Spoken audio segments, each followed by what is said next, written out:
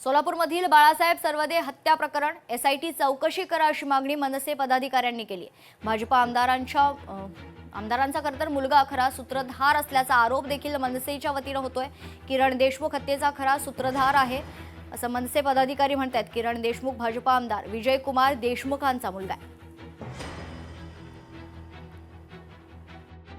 महाराष्ट्र नवनिर्माण सेनेचा माझा एक सच्चा मावळा, राजसाहेबाचा सच्चा मावळाचा मर्डर झालेला आहे आणि जामीन यामागं यांनी जे आरोपी आहेत या आरोपीच्या मागं जर खरा सूत्रधार कोण आहे तर या शहर उत्तरचे आमदार विजयकुमार देशमुख आणि त्यांचे सुपुत्र किरण देशमुख आहेत की या प्रकरणाची एसआयटी चौकशी झाली पाहिजे।